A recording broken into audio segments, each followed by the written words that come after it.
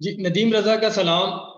और मेरे साथ मौजूद हैं वाशिंगटन डीसी से फैज़ रहमान साहब, जिनका बहुत वसी तजर्बा है सहाफ़त के मैदान में, पाकिस्तान में भी और पाकिस्तान से बाहर भी।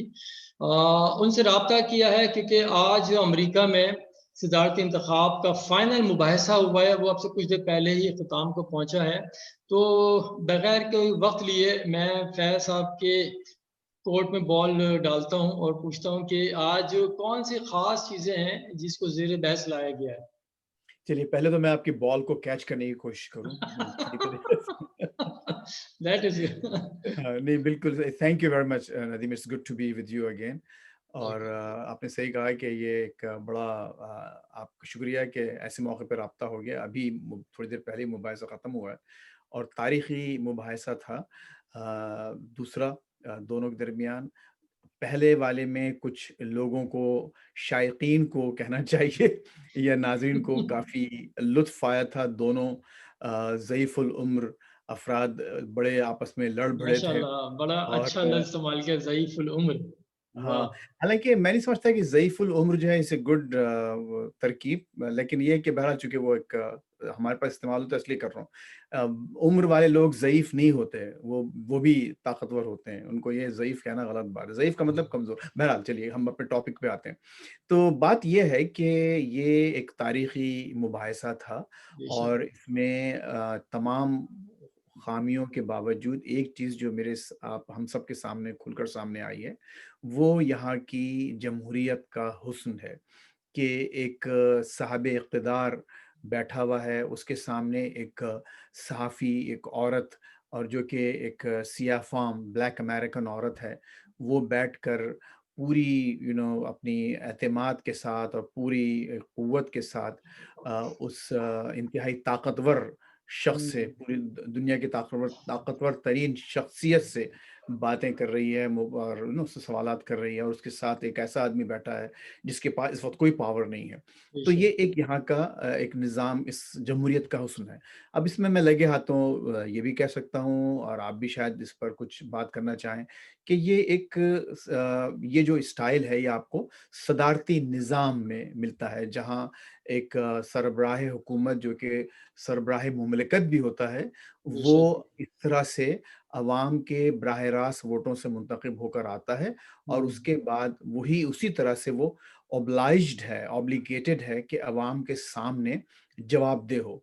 और आपने देखा है कि आज जो जवाबदेही का जो एक अमल है, वो खुल के पूरी दुनिया ने देखा है कि किस तरह से इंतहाई जो नाज़ुक सवालात हैं, वो सदर ट्रम्प जैसी शख्सियत से किए जा रहे थे। अब इसमें मेरा अपना ख़्याल ये है कि सदर ट्रम्प इस मुबाहिसे में, इस डिबेट में कुछ थोड़े से एक रिस्ट्रेंट जिसे कहते हैं, थोड़े से ज़रा बैक फुट मैं नहीं बैक कहूँगा, हाँ, लेकिन ये कि एग्ज़ैक्टली। थोड़ा-सा ज़रा मामूल इतनी एनर्जी उनमें नज़र नहीं आई, उन्होंने इतना इंटरप्ट नहीं किया।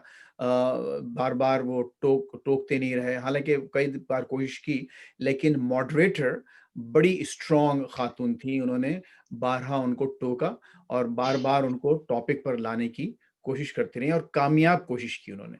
तो ये एक सूरत-ए-हाल है। अब समझता हूँ कि इसका असर, इस मुबाहिसे का असर यकीनन वो वोटर्स जिन्होंने अपना ज़हन अभी नहीं बनाया है, वो उनको इसमें इसके बाद इस काफ़ी मदद मिलेगी। इसमें देखिए ना वो कई चीज़ें जैसे आपने कहा कि इसमें थोड़ा-सा रिस्ट्रेंट रहे हैं। जो पहली वाली जो डिबेट थी, वो कि दूसरी उनकी कोविड की वजह से वो मंसूख कर दी गई थी। पहले में बहुत ज़्यादा वो एग्रेसिव टोन उनकी थी वो, जी, बार-बार चढ़ दौड़ रहे थे, हैं?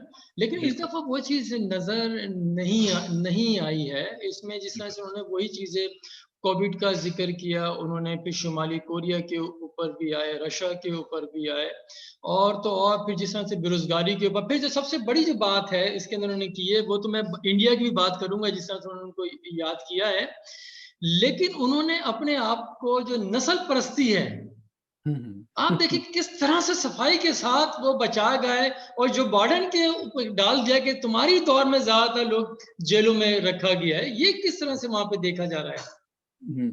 अच्छा, देखिए अब ये तो इसमें बहुत कम लोगों को शक है कि सदर ट्रम्प की जो शख्सियत का झुकाव है, वो मैं उनको डायरेक्ट बराह रास्त नस्ल परस्त नहीं कहूँगा, एक बहुत बड़ा स्टेटमेंट होता है वो, बेशक, बहुत बेशक। बड़ा मतलब दाग है, बहुत बड़ा एक लेबल है, लेकिन ये है कि उनका नस्ल परस्ती की तरफ रुझान है और झुकाव है। अच्छा, उसकी 2 वजूहात हैं। एक वजह तो ये है कि जो इस वक़्त जो उनकी जो बेस है, जिससे कि वो तवक्को लगाए बैठे हैं कि वो लोग बाहर निकलेंगे और उनको वोट देंगे, वो अनफॉर्च्युनेटली उसमें बहुत से लोग ऐसे हैं जो नस्ल परस्ती के खुलेआम प्रचारी हैं। उसको जी। उसका प्रचार करते हैं और उस पर फ़ख्र करते हैं, ऐसे लोग हैं।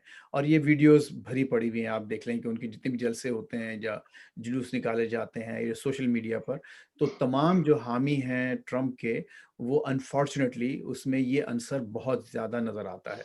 एक तो ये है, तो वो ये चाहते हैं कि वो लोग मायूस ना हों और उनके लिए वोट दें, और ना सिर्फ़ खुद वोट दें बल्कि बड़ी तादाद में अपने साथ लोगों को निकालें। एक बात तो ये। अच्छा, दूसरी बात ये कि इनका अपना जो एक बैकग्राउंड है न्यूयॉर्क का, तो न्यूयॉर्क में सदर बनने से कई बरसों पहले इन्होंने जो अपनी बिल्डिंग्स में जो टेनेंट्स होते थे, उसमें नस्ल परस्ती का डिस्क्रिमिनेशन का मुज़ाहरा किया। कालों को उतनी आसानी से अपने अपार्टमेंट्स रेंट पर नहीं देते थे। ये बाकायदा डॉक्यूमेंटेड है और इसी बिना पर इनके खिलाफ मुकदमे भी हुए। तो एक तो शख्सियत का झुकाव, और फिर दूसरे ये कि रिपब्लिकन पार्टी में उस अनसर का बहुत आगे बढ़कर आ जाना और उनको सपोर्ट करना, उसकी वजह से वो ये नहीं चाहते कि नस्ल परस्ती को बाकायदा कंडेम करें। बस उन्होंने ये ज़रूर कह दिया, जैसे आपने खुद कहा कि जी बिल्कुल साफ बच के निकल लो कि I am the least racist person in this room. बड़ी मज़ा का ख़ेज़ बात थी जो कि उन्होंने की, और ज़ाहिर है अच्छा, कि एक एक उसको और दूसरी बात, अब वो इंडिया के ऊपर आते हैं। जिस तरह से इंडिया को उन्होंने याद किया और माज़ी में भी वो कर चुके हैं, लेकिन उसके बावजूद अगर देखें, तो ये बहुत ज़्यादा टिल्ड भी रहे हैं। तो ये जो तज़ाद है, इसको कैसे आप डिफ़ाइन करेंगे? अच्छा, अब इसमें देखिए नदीम, ये इनका मामला ये है, इनकी जो खूबी कह लीजिए मैं कहता हूँ, और इनके लोगों को जो इनके चाहने वालों को पसंद है बहुत ज़्यादा, वो ये कि ये जो हैं वो नज़र आते हैं। जो गुड। इनका जो अंदर जो इनका जो ज़हर कह लें या जो अंदर शहद कह लें या जो भी है, अगर मीठे हैं तो मीठापन आ जाता है, अगर कड़वे हैं तो कड़वापन आ जाता है। इसको हम हमारी कंप्यूटर टेक्नोलॉजी में इसका एक एक एक्सप्रेशन कही जाती थी, विज़ुविक। You get what you get is what you see is what you get. जो भी आपको नजर आता है वही आपको दिखाई देता है और वही होता है।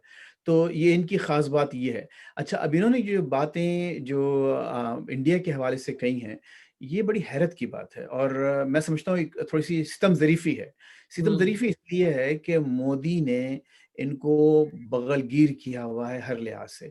यहाँ आपको मालूम है, यहाँ आकर उन्होंने बाकायदा इंडियन अमेरिकन्स को खुल के ये मैसेज दिया। हालाँकि मैं समझता हूँ कि वो इंटरफेरेंस कहलाएगा, वो इंटरफेरेंस कहलाएगा, नहीं मुदाखलत कहलाएगी यहाँ की सियासत में, कि उन्होंने बाकायदा ह्यूस्टन के जलसे में जहाँ ट्रंप मौजूद थे, लोगों से कहा कि बिल्कुल। आप ट्रंप को वोट दें। तो ये एक प्रोटोकॉल के और एक जो फॉरेन पॉलिसी के जो डेकोरम्स हैं उसके खिलाफ था, उनको नहीं करना चाहिए था। लेकिन उन्होंने किया, और यहाँ इंडियन अमेरिकन्स की एक बहुत बड़ी तादाद ऐसी है जो मिलियंस ऑफ डॉलर्स ट्रंप को डोनेट कर चुकी है और कर रही है, और बाकायदा उनके साथ कैंपेन चला रहे हैं। आरएसएस का एक बहुत बड़ा यहाँ पर सेटअप है जो ट्रंप को बहुत अच्छी तरह और भरपूर तरीके से उनकी मदद कर रहा है। तो ऐसी सूरत में जबकि इंडिया से उनके इतने करीबी ज़ाती ताल्लुकात, ज़ाती मरासिम मोदी से, और मुसलमानों के हवाले से जो उनकी पॉलिसी है, उस पर उनकी कोई मज़म्मत ना आना बल्कि उनको जी, सपोर्ट करना, और फिर उसके बाद इंडिया को इतने इंटरनेशनल फोरम पे, जबकि पूरी दुनिया में ये डिबेट वॉच की जा रही है लाइव, वहाँ इंडिया को कहना है कि ये एक फ़िल्दी मुल्क है, गंदा मुल्क है, बहुत गंदा मुल्क है, और वहाँ की एयर बहुत ख़राब है। तो ये एक बहुत बड़ी सितमज़रीफ़ी है। मुझे यकीन है कि हमारे भारतीय लोग जो हैं, भारतीय अवाम इसको सख्त नापसंदीदगी से देखेंगे। लेकिन ये हमारे लिए भी सबक है। हमारे लिए सबक सही ये है। है के लिए कि आप जो अपने जो ज़मीनी हक़ाइक़ को छुपाने के लिए आप सिर्फ़ शख़्सी बुनियादों पर रवाबित करके कामयाब नहीं हो सकते। जो ज़मीनी हक़ाइक़ हैं वो सामने आएँगे लोगों के, आप उनको नहीं छुपा सकते। इसमें कोई शक नहीं कि वहाँ जो जो चीज़ें बयान की गई हैं वो काफ़ी हद तक सही हैं, और ये सिर्फ़ उन्हीं की हद तक सही नहीं है, हमारे आस-पास के जो रीजन्स हैं वहाँ पर भी यही हाल है। खुद देखिए, हमारे मुल्क में भी वो माशाल्लाह जो हम लोग उन्होंने बात की है माहौल की, जो भारत की जो फ़िल्सी जिस तरह से उसको करार दिया गया है कि उनकी फ़ज़ा बहुत ख़राब है, वो मेरे ख़्याल में इसी बुनियाद पे भी शायद उन्होंने कहा है। जो लेटेस्ट जो अभी 1-2 रोज़ पहले जो रिपोर्ट आई है एनवायरनमेंट के ऊपर, बिल्कुल। उसने भारत को टॉप ऑफ द लिस्ट करार दिया है, जहाँ पे फ़ज़ाई आलूदगी इतनी ख़तरनाक हद तक है कि 16 लाख अफ़राद 1 साल में हलाक हुए हैं, और जिसमें जो ये टॉप सबसे ज़्यादा हलाकतें वहीं पर हो रही हैं। तो वो मोदी जो जहाँ कोविड से इतने बड़े पैमाने पे रिकॉर्ड उनकी हलाकतें हो रही हैं, उनका मालियाती खसारा देखें कहाँ पहुँच गया, मईशत कहाँ बैठ चुकी है, और उसके बावजूद वो फिर नोक-झोंक पड़ोसियों के साथ करना। तो ये सारी चीज़ें मुझे एक लफ्ज़ कहा ना, गंदा मुल्क जो करार दिया है, अगर हम उसको डिफ़ाइन करें, तो क्या वो सारी गो के उन्होंने इस तरफ नहीं कहा, उन्होंने सिर्फ़ फ़ज़ा का ज़िक्र किया और अपने एक ख़ास स्टाइल में उन्होंने कहा है। लेकिन अगर चीज़ें सारी जमा करें, तो फिर उसका मजमूआ करार दिया जा सकता है। बिल्कुल, देखिए ना नदीम, इसमें हुआ ये है कि मैं नहीं कह रहा, जो वहाँ के जो अपने जो जर्नलिस्ट हैं, जो सहाफ़ी हैं, बेशक। जो मॉडरेट हैं और किसी हद तक न्यूट्रल हैं, हालाँकि अब वो तो मामला वहाँ लगता है इंडिया में तो सब दे गॉन क्रेज़ी, उनका मीडिया बिल्कुल पागल हो गया है। लेकिन आप ये देखिए कि जो लोग हैं ऐसे हैं और बहुत बड़ी तादाद में हैं, बोल रहे जो हैं। मोदी की पॉलिसीज़ को इंडिया के लिए बहुत खतरनाक समझते हैं। और ट्रू। देखिए अब मैं जो आपने ये कहा कि वो अपने पड़ोसियों से नोक-झोंक कर रहा है, ज़ाहिर है पाकिस्तान के खिलाफ जो उसकी कार्रवाइयाँ हैं, आए दिन लाइन ऑफ कंट्रोल पे लोग मारे जा रहे हैं। ज़ुल्म, बर्बरियत कश्मीर में आप देख रहे हैं, सब कुछ है। लेकिन खुद उनके अपने अवाम के साथ उन्होंने जो रवैया रखा हुआ है, मुसलमानों के साथ, दलित के साथ और वो जो दीगर जो निचली उनकी ज़ातें हैं, तो उनके साथ और दूसरी जो अपने मसीही लोग हैं, क्रिश्चियन कम्युनिटी है वहाँ, उनके साथ जो उनका रवैया है और जो ट्रीटमेंट उनको दिया जा रहा है, वो खुद बहुत इंतहाई काबिल मज़म्मत और काबिल एतराज़ है। और उससे वो ये नहीं समझ रहे कि वो उन लोगों को बेचारों को नुकसान तो पहुँचा रहे हैं, ज़ाहिर है, उनकी हुँ। लिंचिंग हो रही है, उनको सरेआम मारा जा रहा है, लेकिन इससे आप खुद अपने मुल्क की बुनियादें खोखली कर रहे हैं।